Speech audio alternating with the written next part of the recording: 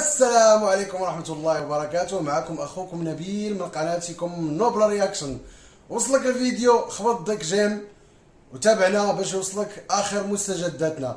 اليوم معنا رياكشن جديد وحلقة جديدة بخصوص المقابلة التي أجريت قبل قليل في العاصمة باريس في بطولة أولمبياد 2024، المباراة التي دارت ما بين المنتخب المغربي ونظيره المنتخب الأمريكي، والتي آلت إلى انتصار المنتخب المغربي ب4-0 لأول مرة في تاريخ المنتخب المغربي الأولمبي تربحوا ب4-0 في بطولة ديال الأولمبياد.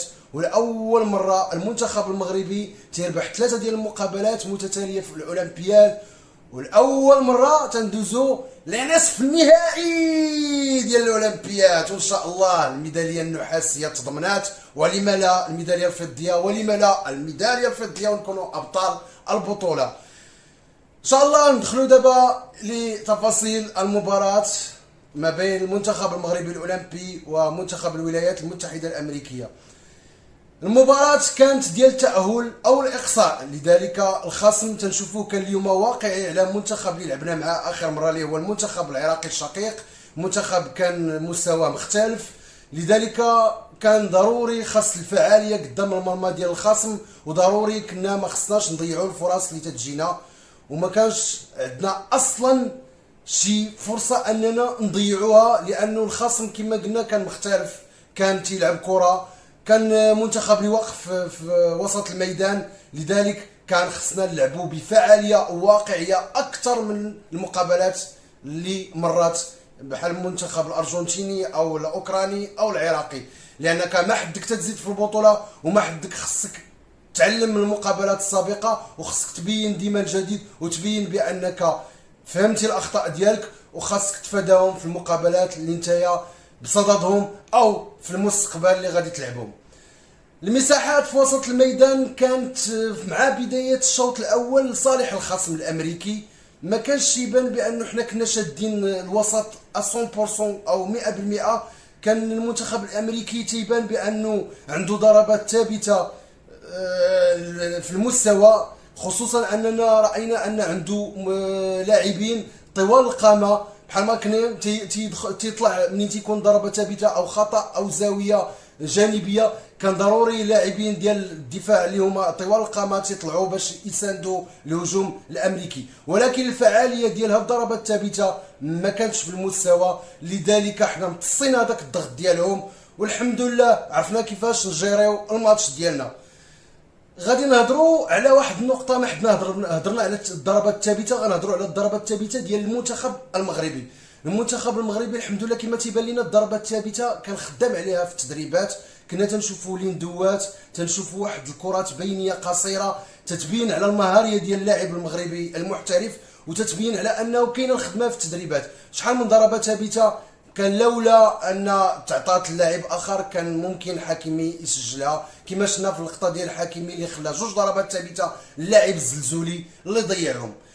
بخصوص الهدف ديال اللاعب رحيمي اللي جاء من ضربة جزاء، هو الهدف الخامس، وبه تيحطم رحيمي السكور ديال المنتخب المغربي على مر الازمان في تاريخه، اللي هو 5 اهداف للاعب واحد حطم به الرقم القياسي. رحيمي عنده دابا 5 ديال الاهداف في البطوله، محطم الرقم القياسي ديال البطوله لحد الساعه قبل ما يتجراو المقابلات، خصوصا انه الفيديو تنصوروه قبل المباراه ديال اسبانيا واليابان، اللي غادي يكون الخصم ديالنا واحد منهم بعد ما يتأهل، واحد منهم هو الخصم ديالنا في نصف النهائي. ان شاء الله بون كوراج للمنتخب ديالنا، وان شاء الله غادي نديروا شي حاجه كبيره وغادي نجيبوا ميداليه من 3 الميداليات المعروفه، النحاسيه او الفضيه او الذهبيه، وتنتمناو دابا ولات الاطماع ديالنا كبيره، تنتمناو الميداليه الفضيه ونكونوا حنا هما البطل ديال هذه الاولمبياد ديال باريس 2024. بخصوص الهدف الخامس لرحيمي اللي تحطم به السكور كما قلنا جا من ضربة جزاء، بخصوص اصلا اللقطه ديال رحيمي اللي كما قلنا بانه مراوغ كبير وتيعرف يلعب بذكاء وتيستفز المدافعين ديال الخصم. بخصوص اللاعب المدافع الاخير اللي شدوه في هذيك اللقطه المعروفه اللي شفتوها كاملين، كان يستاهل الكارت الاصفر الثاني، وغادي يخرج بورقه حمراء، ولكن الحكم كان رؤوف به. ندوزو اللاعب الزلزولي. الزلزولي خويا واش داير معنا كونترا؟ ماتش مزيان ماتش عيان، ماتش مزيان ماتش عيان. خويا شد معنا طريقه وحده، يا تكون عيان ونحطوك في الاحتياط، يا تكون مزيان ونلعبوك دائما. هاد الهضره هادي ممكن نقولها في الشوط الاول. الشوط الثاني الزلزولي جا منه الهدف الثاني اللي سجلو اخو ماش، يعني الزلزولي عرف كيفاش يتسلل. واخا كانت الكره كانت فيها شويه ديال الشبهات انها خرجات للتماس، ولكن بعد رجوع الفار الهدف 100% الكره ما خرجاتش، والزلزولي عرف كيفاش يتسل مراوغ من الطراز الجميل، ولكن خصو الزياده ما يديرهاش الا بغى الزلزولي يمشي بعيد. الحمد لله الشوط الثاني كان خاطر، كان معقول، كان مزيان. ما غاديش نقدروا نقولوا شي حاجه على الزلزولي، ولكن مازال تنعاودها ونكررها. سي الزلزولي تدير معنا ماتش مزيان، ماتش شويه، ماتش مزيان، ماتش شويه، شد معنا طريق وحده، الله يرحم ليك الوالدين. بالنسبه للتمريرات اللي كانت ضائعه من الخصم، بعض التمريرات كان الخصم كما تنقولوا كان شويه متردد، شويه متخوف، كان تيدير بعض التمريرات بيناتهم كانت تمريرات خاطئه. المغرب ما استفدش منها 100%، ما قدرش يقطع شي كره اللي كانت خطيره، لذلك غادي نسميها اننا ما استغليناش التردد والتخوف ديالهم، خصوصا بعد الهدف الثاني ديال المغرب. انتظرنا بانه المنتخب الامريكي يخرج يلعب معنا كره، لكنه ارتأى انه يبقى في الدفاع واقف ويلعب على المرتدات، ولكن بعد الهدف الثالث ما بقى عند ميريكان، ما تخسر، خصها تخرج باش تسجل، ولكن ما عرفتش تخرج وما سجلاتش، وربحناها ب4-0. كما قلنا بخصوص المنتخب الامريكي ما بانش كما كنا تنتوقعوا، رغم انه كان واقف في الميدان، ولكن هو اللي ما كانش عنده الفاعليه، ما قدرش يدير لا مرتدات لا هجومات منظمه، ما سجلش، ما كانش فعال نهائيا. الا غادي نتحدث على واحد اللاعب منهم اللي هو باريديس، اللي هو اللاعب ديال فولسبورغ الالماني، نادي كبير وعريق فايت دا البطوله الالمانيه. هاد اللاعب هذا صغير وعنده مستقبل كبير، وفي اللقطه اللي شفناها كامله رحيمي مشى شافو تيبكي وحاول يشجعو وانكوراجيه مزيان، لانه لاعب عنده مستقبل كبير، وتيبان بانه جناح ايمن جميل جدا سريع، ولكن كان تمايا السي الوحيدي اللي المدافع ديالنا اللي قلنا كارفاخال صغير، وقدر يسيطر عليه، وقدر انه يقطع منه كواري وما خلاش يتنفس، او انه يراوغ ويدوز ويعطي شي عرضيه خطيره يسجل منها المنتخب الامريكي. الحمد لله المنتخب الامريكي حاول انه في الشوط الثاني يدخل في الماتش تدريجيا، ولكن بعد ما سجلنا الاهداف اللي هو الثالث والرابع ما قدرش المنتخب الامريكي يدير شي حاجه، وبان عليه الاستسلام، ودخل الامر الواقع انه المنتخب المغربي قوي وقوي جدا في هذه البطوله. كانوا شخصيات كثيره حاضره من العائله ديال حكيمي، منهم الخليفي اللي هو الرئيس ديال الفريق ديال باريس سان جيرمان، شخصيات كثيره اخرى كانت حاضره في الميدان، ومنها وكلاء ديال اللاعبين، ومنها منقبين على المواهب كالعاده في هذه الماتشات اللي تيتلعبوا ديال الفئات الصغرى. الحمد لله حكيمي كان في المستوى، وبان بانه كابيتان، بان بانه واخا لاعب صغير في العمر، ولكن كبير الحمد لله في عقله، في دماغه، في الاحترافيه ديالو.